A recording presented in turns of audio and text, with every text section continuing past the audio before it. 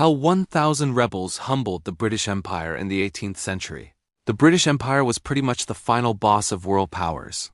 Its armies had conquered huge territories and controlled the lives of millions. So, how did a group of a few thousand formerly enslaved warriors, armed with little more than an unbreakable will to be free and their knowledge of the terrain, force this global superpower into a humiliating defeat? This is the story of how a handful of rebels in the mountains of Jamaica brought the British Empire to its knees. Section 1. The Forge of Resistance. Our story really kicks off in 1655, when the British captured Jamaica from the Spanish. As the Spanish colonists fled, many of the people they'd enslaved saw their chance and took it. They escaped into the island's treacherous interior, a wild landscape of winding mountains and dense forests. Known as the Cockpit country and the Blue Mountains, they became known as the Maroons, from the Spanish word cimarrones, meaning wild or untamed. Now, these weren't just scattered groups of runaways. Over the decades, this became an organized society, forged in the fires of resistance. They built fortified towns, grew their own food, and created their own governments rooted in their shared African heritage. By the early 1700s, two main groups had emerged. The Leeward Maroons in the west, led by a brilliant strategist named Captain Cudjoe, and the Windward Maroons in the east. The Windwards were led by the revered Queen Nanny, who was not just a military commander but the spiritual heart of her people. For the British, who were building a hugely profitable sugar economy on the backs of enslaved people, the Maroons were more than a nuisance. They were a threat to their entire system. They weren't just a symbol of defiance. Their raids on plantations freed other enslaved people and supplied them with weapons. They were a beacon of hope for those in chains and a constant, bleeding wound in the side of the colonial government. By 1728, the British had had enough. They decided it was time to extinguish the Maroon threat for good, sparking what we now call the First Maroon War. Section 2. The Ghost Warriors of the Cockpit. The British Empire sent thousands of its best soldiers to Jamaica, fully expecting that their superior firepower and discipline would make this a quick fight. They were dead wrong. The Maroons had an advantage that no army could counter. They were fighting on their home turf.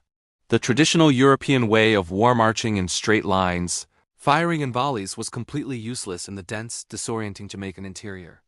The British soldiers, sweating in their heavy red coats, were loud, easy to spot, and totally out of their element. They were walking targets.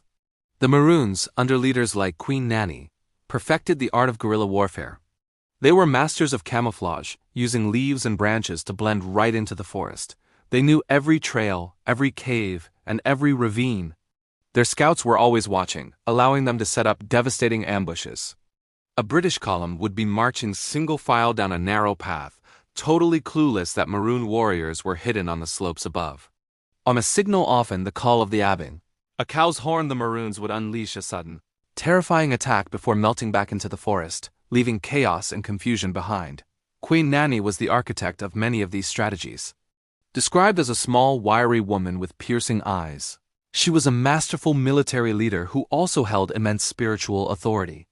She personally trained her warriors in the arts of concealment and surprise, turning the landscape itself into their greatest weapon.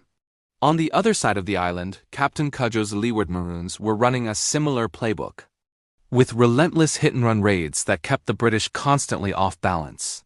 So how did the British handle these humiliating defeats? They tried to adapt. Around 1734, they managed what they thought was a major victory, capturing and destroying Nanny Town, the main settlement of the Windward Maroons. But it was a hollow win.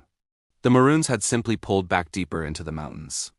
The cost of holding the destroyed town was so high that the British had to abandon it, and the Maroons just returned and rebuilt. Section 3. The Empire bleeds. The war dragged on for over a decade, and for the British, it was a complete disaster. It was incredibly expensive, costing the colonial government over £240,000, a staggering sum at the time. But more importantly, it was costing them men. Thousands of soldiers died, not just in combat but from disease and the sheer exhaustion of fighting in that brutal terrain.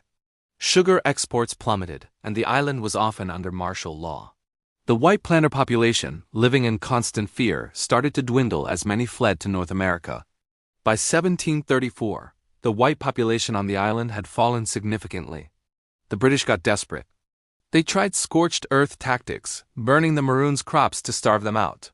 They even hired mercenaries, fierce mosquito fighters from Central America who were expert trackers, hoping they'd be better suited to jungle warfare. And while these tactics did put a huge strain on the Maroons, they still couldn't be beaten. In 1735, over 100 of Cudjoe's warriors audaciously attacked and took over a military barracks in western Jamaica. The message was loud and clear.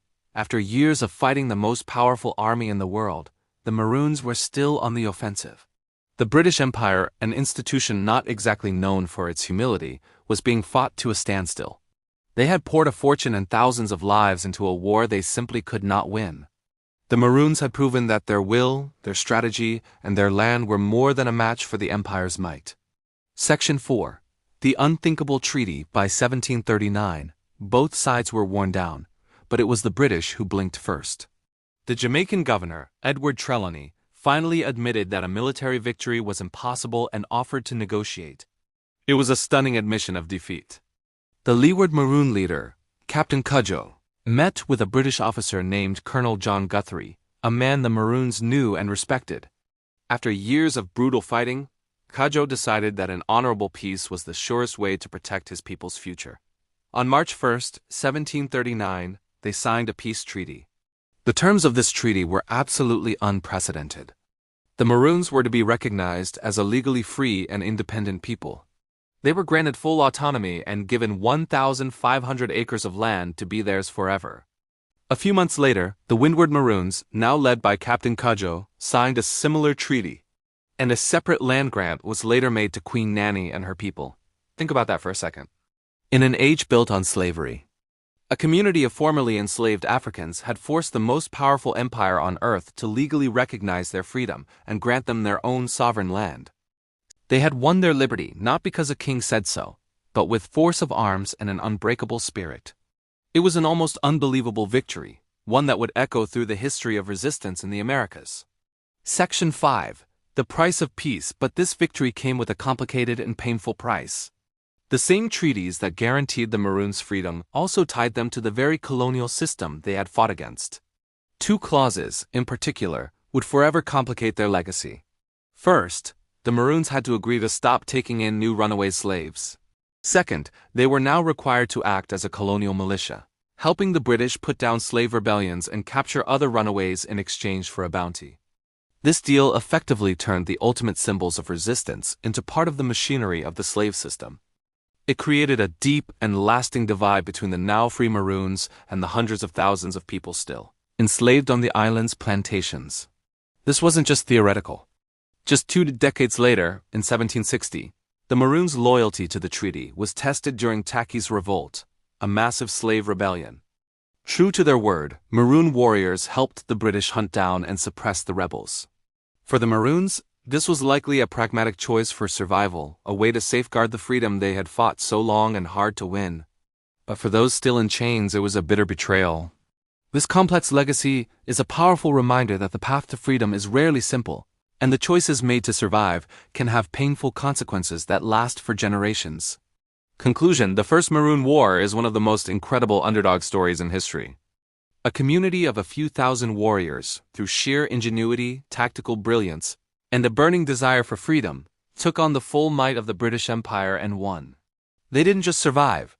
They forced a global superpower to the negotiating table and made it recognize their right to exist as a free people. Their guerrilla tactics would become a blueprint for resistance movements all over the world for centuries to come. And while the peace they won was imperfect and morally complex, their achievement is undeniable. The story of the Jamaican Maroons is a testament to the fact that even against overwhelming odds, the human spirit, when fighting for freedom, can humble even the greatest of empires. The 4 official Maroon towns that exist in Jamaica today are a living legacy of that struggle and that stunning victory. If you found this story of resistance as incredible as we do, be sure to like this video and subscribe for more hidden histories. Share it to help these stories get the attention they deserve. And let us know in the comments what other underdog victories you'd like to see us cover.